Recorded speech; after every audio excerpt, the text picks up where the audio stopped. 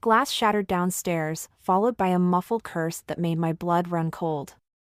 I knew that voice. The same voice that had criticized my wedding dress, my choice of career, and most recently, my parenting skills.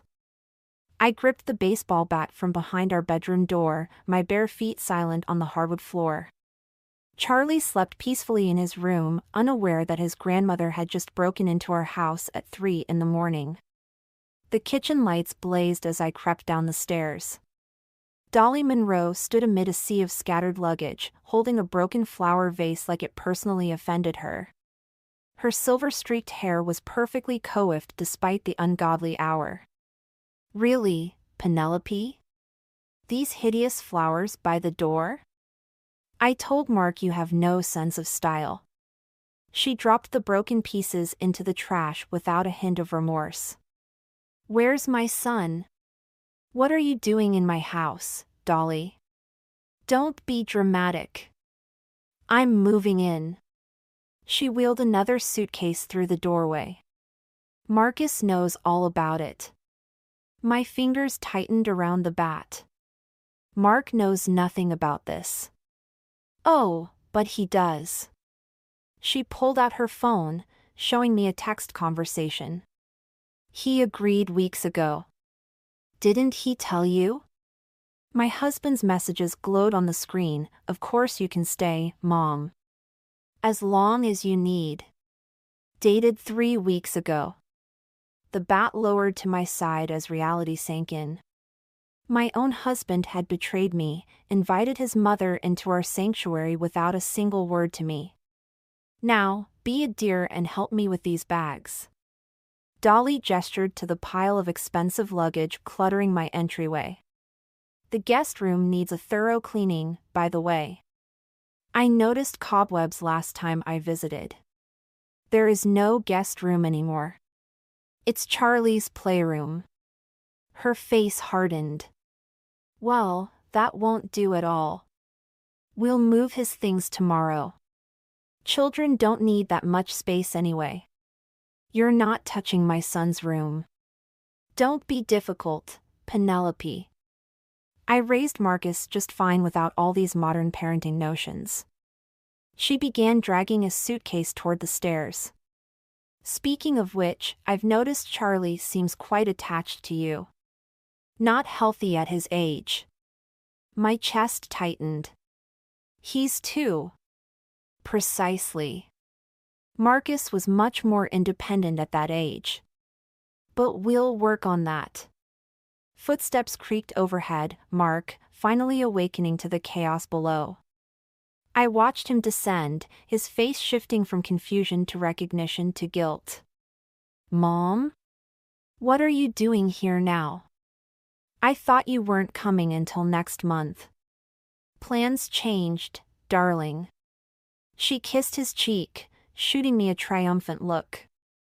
The house sold faster than expected. But you said any time was fine, remember? Mark's eyes met mine, pleading for understanding. Penny, I meant to tell you. When? The word came out sharp enough to make him flinch. When exactly were you planning to tell me your mother was moving in? Don't be angry with him, Dolly interjected. He's such a good son, taking care of his mother in her time of need. A cry echoed from upstairs, Charlie, awakened by the commotion. Before I could move, Dolly was already heading toward the stairs. I'll get him. Poor dear needs his grandmother's touch. Don't you dare. My voice was barely a whisper, but it stopped her mid-step. Touch my son, and I swear. Penny! Mark's shock at my tone only fueled my rage. No. I moved between Dolly and the stairs. This is my house. My son. You don't get to waltz in here and take over. Dolly's smile never wavered.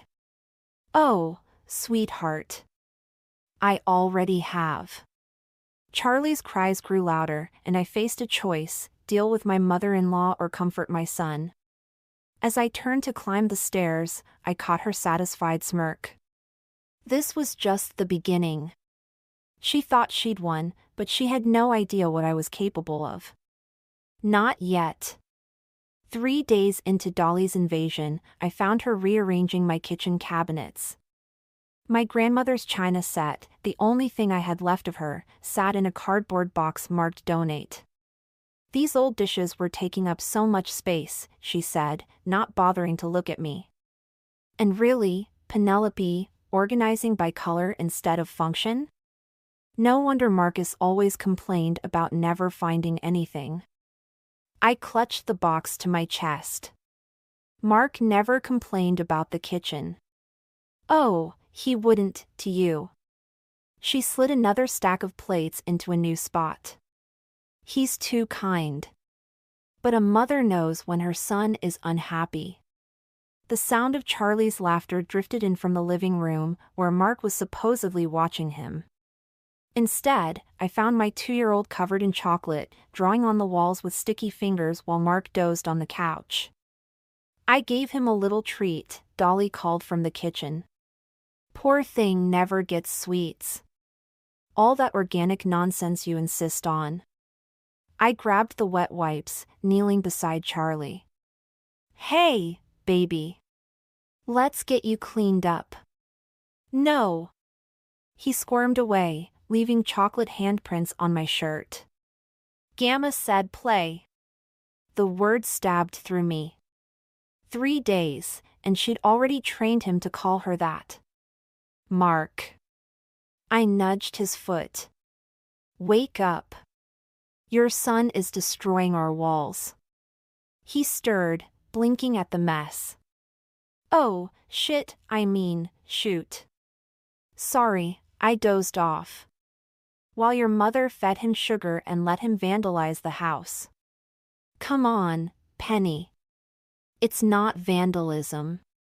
He's just being a kid. A kid who's going to be impossible to put down for his nap now. Dolly appeared in the doorway. Naps are another modern obsession. Marcus never needed them past age 2. Well, Charlie does. I lifted my squirming son. And he needs structure, not sugar and chaos. Structure? She laughed. Is that what you call your rigid little schedules? Children need freedom to explore. Mom, Mark started, but she waved him off. I'm only trying to help. Heaven knows you both need it, working such long hours. Which reminds me, I've been thinking about the guest room situation. There is no situation, I said. You're not taking Charlie's playroom. Actually, Mark cleared his throat. Maybe we should consider it. Just temporarily. Mom needs her own space, and Charlie has plenty of room in his bedroom for toys. The betrayal burned worse than the first night. You're taking her side? I'm not taking sides. I'm trying to be practical. Practical would have been discussing this with your wife before inviting your mother to live with us. Dolly touched Mark's arm. Don't let her make you feel guilty, darling. You're being a good son. A good son? I laughed. What about being a good husband? A good father? Penny. No. I'm done. I headed for the stairs with Charlie. Clean up this mess. Both of you. You see how she speaks to you? Dolly's voice carried up the stairs. So disrespectful. Your father would never have tolerated. Don't. Mark's sharp tone surprised me. Don't bring Dad into this. I paused on the landing, holding Charlie closer. I'm only saying what he would have said, Dolly continued, her voice softening. He always worried about you, you know. Worried you'd let someone control you. The silence that followed felt heavy with unspoken words. Then Mark sighed, that same defeated sound I'd heard too often lately. I'll clean up the walls, he said. And maybe we can look at reorganizing the upstairs this weekend. I carried Charlie to his room, my mind racing. Dolly wasn't just trying to take over my house, she was rewriting history, manipulating Mark's memories of his own father. But she'd made a mistake, revealing that particular weapon. Because I remembered Mark's father differently. Remembered the letters he'd written Mark before he died, warning him about Dolly's manipulations. Letters that Mark had never seen, because his mother had intercepted them. Letters I'd found in our attic last year, hidden in an old box of Mark's childhood things. I kissed Charlie's chocolate-stained cheek. Time to clean up, baby.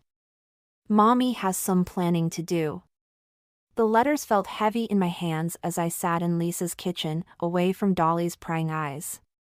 My neighbor poured more wine, waiting for me to speak. She's playing sick now, I said. Clutching her chest, taking these mysterious pills.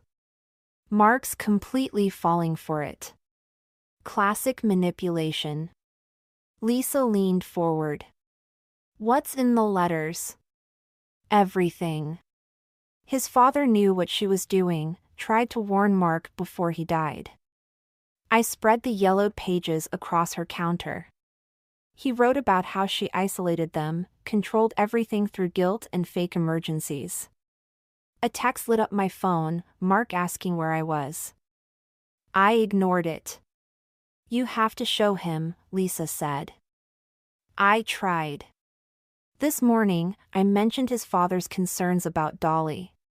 He shut down completely, said I was being cruel bringing up painful memories. While she gets to weaponize those same memories? My phone buzzed again. This time it was Dolly. Marcus is worried sick. I'm not feeling well, and Charlie keeps asking for his mother. She's good, I muttered, showing Lisa the text. Really good. You need to get back, don't you? I nodded, gathering the letters. Thanks for the wine. And the sanctuary. The house was quiet when I returned, too quiet. I found Mark in the kitchen, his face grave. Where were you? He asked. At Lisa's. I needed a break. While Mom was having chest pains? My stomach clenched. What? She could barely breathe, Penny. Charlie was crying, and you weren't here. I was gone for 2 hours. The doctor's coming tomorrow. He wouldn't meet my eyes. Mom thinks the stress is making her condition worse. What condition? She's never mentioned any condition before. Because you never bothered to ask. His outburst startled us both. You've been hostile since she arrived. Maybe if you tried to understand. Understand what? How she's systematically taking over our home. Undermining every decision I make about Charlie? She's trying to help. No, she's manipulating you. Just like she always has. His face hardened. You don't know anything about my mother. I know your father tried to warn you about her. Don't. He wrote you letters, Mark. Letters she hid from you. Stop it. He turned away. I'm not having this conversation. From upstairs, Dolly's voice carried down, Marcus? I'm feeling quite faint. He rushed past me without another word. I followed, reaching the top of the stairs in time to see Dolly swooning dramatically on the landing, one hand pressed to her heart. Maybe we should go to the hospital, Mark suggested, supporting her. No, no. She patted his arm weakly. I just need rest. And perhaps if things were calmer here. Her eyes met mine, triumphant despite her performance. I'll make you some tea, Mark said. Such a good son. She smiled. Oh, and Penelope? Charlie's toys are everywhere in that playroom. I nearly tripped. We really must do something about that space. I watched them disappear into her temporary room, the room she was systematically turning permanent.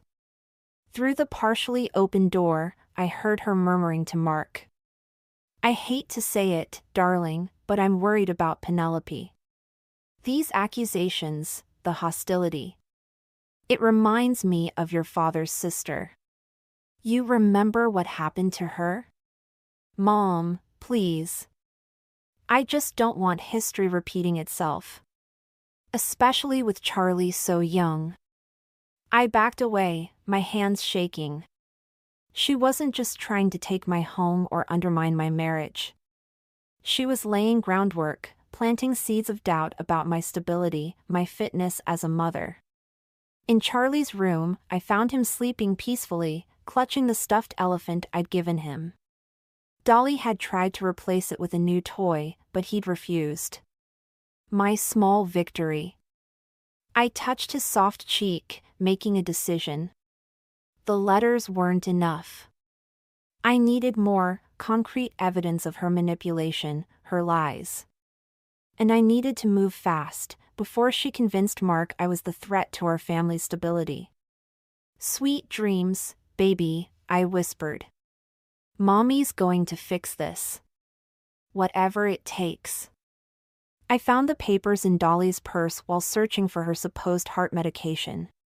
Instead of prescription bottles, I discovered legal documents, a deed transfer form for our house. Already filled out with Mark's signature line highlighted in yellow. My hands trembled as I photographed each page with my phone. Through the bedroom window, I could see Dolly in the garden with Charlie, teaching him to pull up my carefully planted herbs. Weeds, she'd called them yesterday. This garden needs a proper English layout. The front door opened downstairs. Mark, home early. I slipped the papers back into her purse, exactly as I'd found them. Mom? His voice carried upstairs. Penny? I met him in the kitchen, where he was frowning at a stack of mail. Why is there a letter from the bank about refinancing? He asked. What? He held up the envelope. Did you apply for a loan without telling me? I've never, the realization hit like ice water. Show me that. The application was in both our names, with forged signatures and inflated income statements. My stomach lurched when I saw the requested amount, enough to buy out my share of the house, if someone were planning to force a sale. Mark, I didn't do this. Then who did? His voice had that edge now, the one that appeared whenever he thought I was attacking his mother. Because it wasn't me, and Mom's been too sick to. Sick? I laughed, the sound harsh even to my ears. Go check her purse. See how many heart medications you find. Stop it. Just stop. He rubbed his temples. First the accusations about Dad's letters, now this? What's next? Are you going to claim she's trying to steal the house too? The irony burned. Actually. Marcus? Dolly appeared in the doorway, supporting herself on the frame. Charlie clung to her leg, dirt smeared across his cheeks. I heard raised voices. Is everything all right? Everything's fine, Mom. Just discussing some paperwork. Her eyes flickered to the loan application, then to me. A slight smile touched her lips. Gamma stay forever? Charlie asked, and something in me snapped. I grabbed my phone, pulling up the photos. Look at these, Mark. Really look. What are you? Your mother's been planning this from the start. The deed transfer, the loan application, she's trying to take our home. Dolly swayed dramatically. Oh, Marcus, she's doing it again. Just like this morning, making these wild accusations. I have proof this time. I thrust the phone at Mark. She's not sick. She's not helpless. She's... Enough. Mark's shout made Charlie jump. I can't take any more of this paranoia. Mom's right, you need help. Help? The word felt like ash in my mouth. I've been reading about postpartum psychosis, Dolly said softly. It can appear months or even years after. Don't you dare. I stepped toward her, but Mark moved between us. Penny, you're scaring Charlie. Our son was crying now, still clutching Dolly's leg. She stroked his hair with practiced concern. Perhaps I should take him upstairs, she suggested. While you two talk? No. I moved to grab Charlie, but Mark caught my arm. Let her take him, he said. You're not thinking clearly. I watched helplessly as Dolly led my son away, her limp magically more pronounced. The moment they disappeared upstairs, I wrenched free from Mark's grip. She's going to take everything, I whispered. And you're helping her do it. I'm trying to help you. He reached for me again, but I backed away. We can find someone for you to talk to, get you the support you need. Support? I grabbed my keys from the counter. I'll show you exactly what kind of support I need. Where are you going? To get my son back. I headed for the stairs. And if you try to stop me, I swear I'll. You'll what? His voice was cold now. Prove everything Mom's been saying about your stability? I froze, understanding finally hitting me. This was her masterpiece, turning my own husband against me, making my desperate attempts to protect our family look like madness. You're right, I said quietly. I need some air. Just a walk to clear my head. He relaxed slightly, believing he'd won. But as I walked out the door, I wasn't heading for a casual stroll. I was going to war. Lisa's laptop glowed in the darkness of her kitchen as we scrolled through years of Dolly's social media history. Empty wine glasses and scattered papers surrounded us, bank statements, property records, old newspaper clippings. There, Lisa pointed. 3 other houses in 5 years. All belonging to widowers or divorced men with children. And she lived in each one until the families fell apart. Lisa clicked through the photos. She's done this before, Penny. Multiple times. My phone buzzed, another message from Mark, come home. We can talk about this. And then, Mom's worried about your state of mind. He's already talking about psychiatric evaluations, I said. Dolly's convinced him I'm having some kind of breakdown. Then we need proof she's done this before. Lisa opened another tab. Look, this woman posted warnings about her years ago. Caroline Bennett. Her father almost lost everything. A sharp knock at Lisa's front door made us both jump. Through the window, I saw Mark's silhouette. Hide this, I whispered, helping Lisa clear the evidence. He can't know what we found. Mark's face was tight with concern when Lisa let him in. Charlie's been crying for you. I needed space to think. About what? Running away? Taking our son? He stepped closer. Mom found the packed bag in your closet. The bag I'd never packed. The trap I should have seen coming. Mark. She's right, isn't she? You're not well. Your mother is a predator. The words burst out before I could stop them. She's done this before, to other families. I can prove it. More conspiracy theories? He shook his head. This is exactly what she warned me about. asked Caroline Bennett. I grabbed my phone, pulling up the social media post. Or David Thompson's family. Or. Stop. He held up his hand. Just stop. Come home. We'll get you help. I'm not crazy. Then why are you acting like this? Searching through Mom's things, making wild accusations, planning to kidnap our son? I never. The bag, Penny.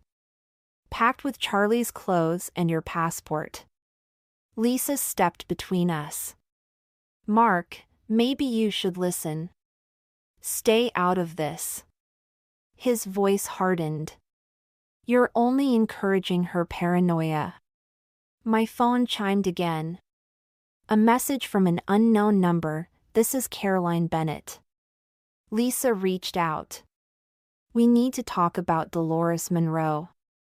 Hope flared, but I kept my expression neutral. Fine, I said. You're right. I need to come home. Mark's relief was painful to watch. Thank you. Mom suggested we talk to Dr. Phillips tomorrow. Whatever you think is best.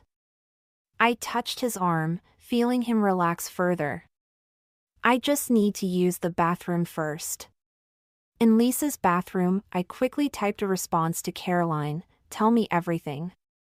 Recording all conversations from now on. Then I deleted the messages and turned on my phone's voice recorder. If Dolly wanted to play games with reality, I'd give her exactly what she wanted, a seemingly unstable daughter-in-law. Slowly surrendering to her manipulation. Let her think she'd won. Let her get comfortable. Let her slip up and reveal her true self, just like she had with the others. When I emerged, Mark was waiting by the door. Ready? Yes. I smiled weakly. I'm sorry for worrying you. In the car, he reached for my hand. It's going to be okay. Mom knows a great therapist. Of course she does. I squeezed his hand, picturing Caroline Bennett's message. Your mother knows exactly what I need. At home, Dolly waited in the living room, Charlie asleep in her lap. Her expression was perfect, concerned, loving, victorious. Oh, sweetheart, she said. We've been so worried. I let my shoulders slump in defeat. I know. I'm sorry. She patted the couch beside her. Sit. Tell me what's troubling you. As I sat down, my phone silently recording in my pocket, I thought about all the other families she destroyed. All the other lives she'd invaded and dismantled. You're right, I whispered. I need help. Her smile widened, and in that moment, I saw what Caroline Bennett must have seen, the predator beneath the mask, already savoring her victory. But this time would be different. This time, her prey was hunting back. Caroline Bennett's testimony played through my phone's speaker, her voice trembling even years later. She destroyed my family. Made my father think I was unstable, dangerous. By the time we realized what she'd done, she already had control of everything. I watched Mark's face as he listened, searching for any sign of recognition. We sat in our kitchen at midnight, Charlie safely asleep upstairs. While Dolly attended her doctor's appointment, really a meeting with her lawyer about the house deed.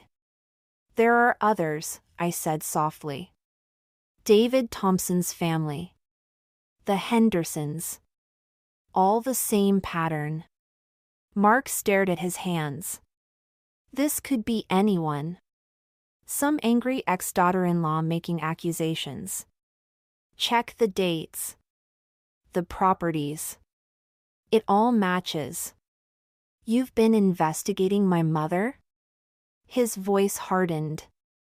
Working with these strangers to build some case against her? To protect our family. From what? She's helped us. Taken care of Charlie, supported us.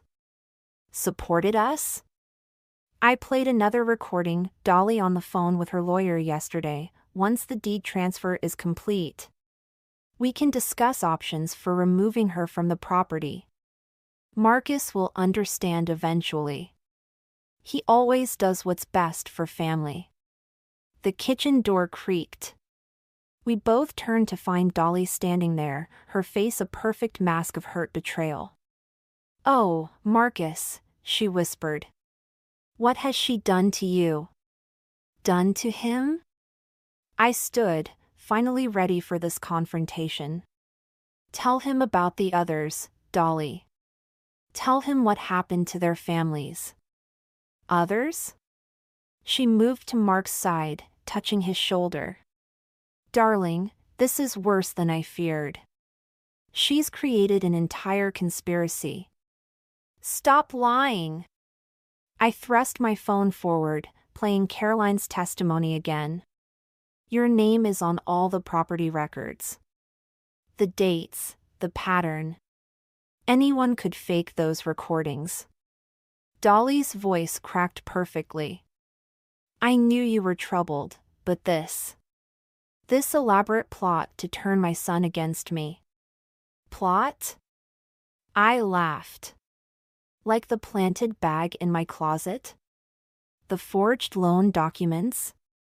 "What documents?" Mark asked. "The ones that disappeared from her purse after I photographed them." I reached for my phone again, but the screen was black. Dead battery. "No, no, no." "Sweetheart," Dolly said to Mark, "remember what Dr. Phillips said about paranoid delusions? The elaborate stories they create?" "I'm not," I stopped, seeing Mark's expression. "You've already been talking to doctors about me?" "We had to," he said. "Mom's been worried." "Of course she has." I backed away from them both.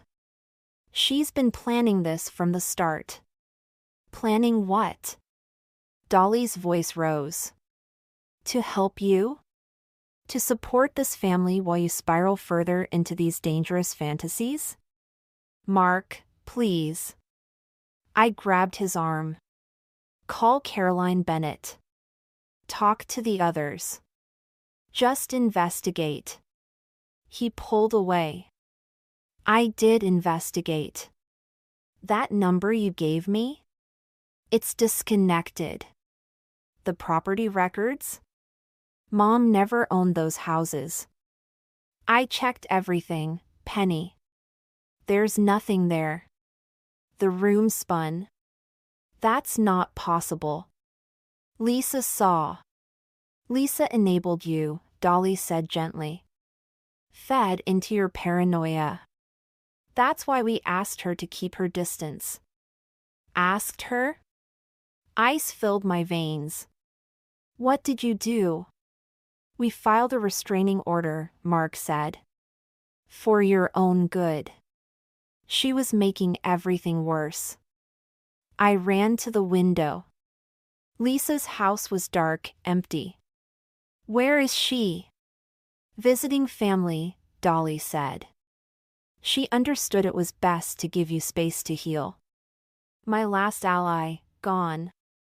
My evidence, erased. Even the photos on my phone, I checked again, hands shaking, deleted during the battery death. "I've arranged everything," Dolly continued. "The facility has an excellent reputation. Very discreet." "Facility?" The word barely came out. "Just for a few weeks," Mark said. "Until you're better." I looked between them, my husband's pained expression, Dolly's perfectly constructed concern, and understood. This was her masterpiece. Every move calculated, every piece positioned.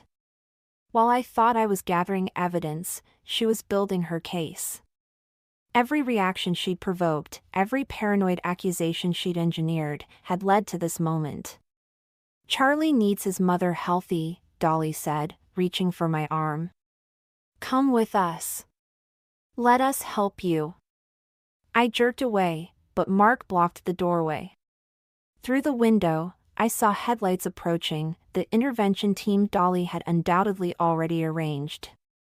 My son slept upstairs, unaware his mother was about to disappear. Just like Caroline Bennett's family. Just like all the others. Game over. Dolly had won. Or had she? The intervention team never made it through the door. Instead, they found Caroline Bennett herself standing on our porch, flanked by 2 police officers and a silver-haired man I'd never seen before.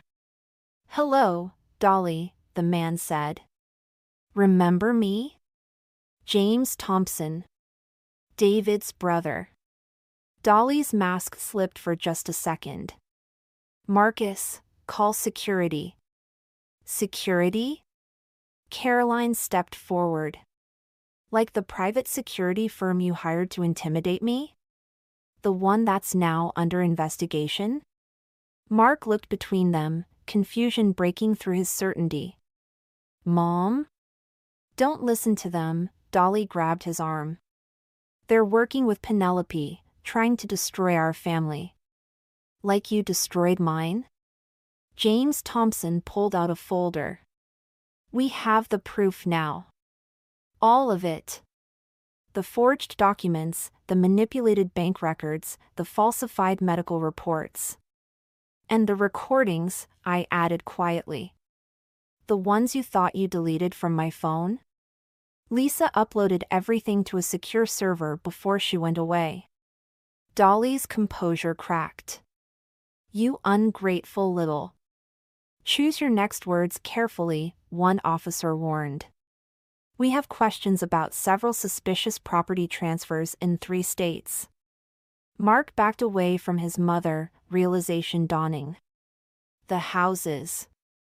The other families. It's all true? Of course not. But Dolly's denial sounded hollow now. "Marcus, darling, they're trying to turn you against me. Just like your father." "My father?" Mark's voice hardened. "Tell me about the letters, Mom. The ones he wrote before he died." "What letters?" I pulled them from my jacket, the originals this time, not copies. "The ones where he warned Mark about you. About your patterns. The ones you intercepted and hid. You went through my things?" Real fear crept into her voice. "No," Mark said. "I did. Last night, while you were meeting your lawyer. Found them exactly where Penny said they'd be." Dolly lunged for the letters, but Mark pulled them away. "Don't bother. I've read them all. Every warning, every detail about what you did to our family. I protected you." She was unraveling now, her careful facade crumbling. "Your father was weak, just like you're being weak now. Everything I did was for your own good.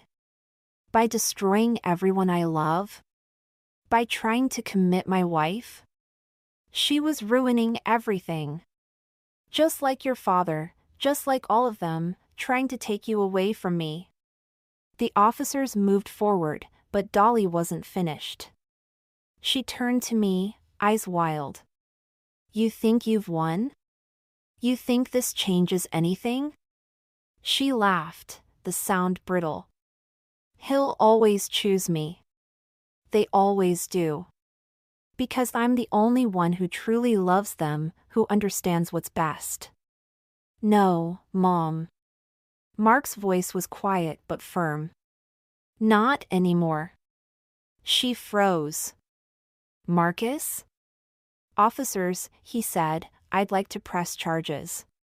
For fraud, for the forged documents in my name. For all of it." "You can't," she whispered. "I'm your mother." "Yes.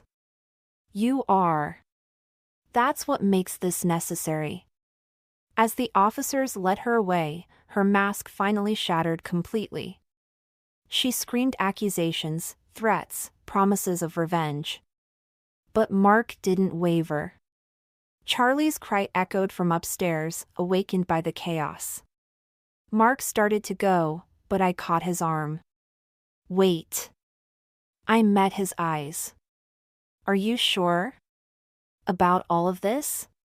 He looked at the letters in his hand, then at Dolly being placed in the police car. I should have seen it sooner. Should have believed you. You saw what she wanted you to see. We all did. He touched my cheek, grief and determination warring in his expression.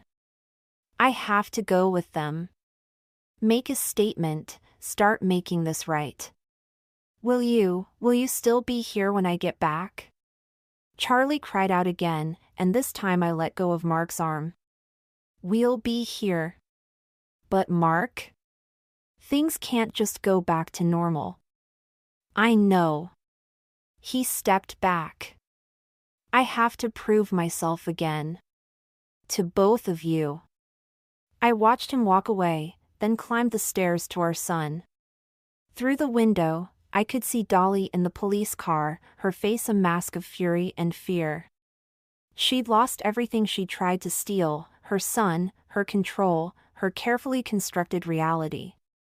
But as I held Charlie, I wondered about the cost of victory and whether any of us would ever truly recover from the wounds she'd left behind. Spring bloomed in my restored garden, the herbs Dolly had ripped out now thriving again. Charlie chased butterflies through the new growth while I pulled weeds, each one a reminder of how quickly unwanted things could take root. The doorbell rang. Lisa stood on the porch with a folder of newspaper clippings. They denied her appeal. She'll serve the full sentence. Good.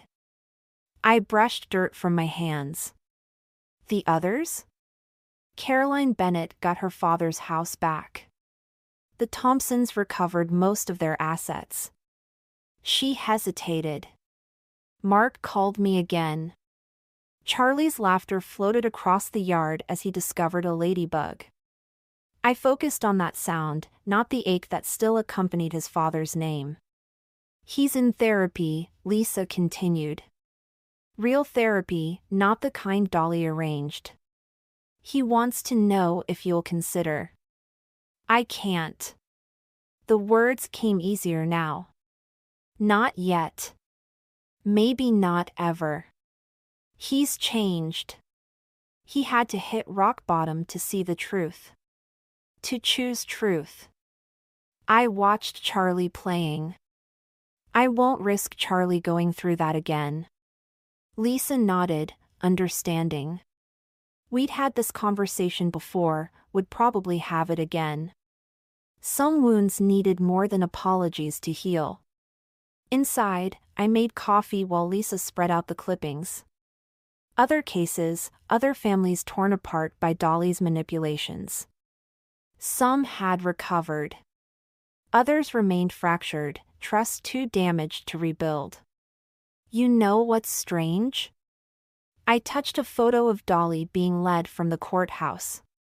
I almost understand her now. The fear of losing control, of being alone.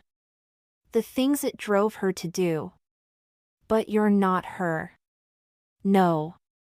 I smiled as Charlie ran past the window. I chose to fight for love, not control. The mail arrived, bills, advertisements, and a thick envelope from Mark's lawyer. Inside was a deed transfer, returning full ownership of the house to me. And beneath it, a letter.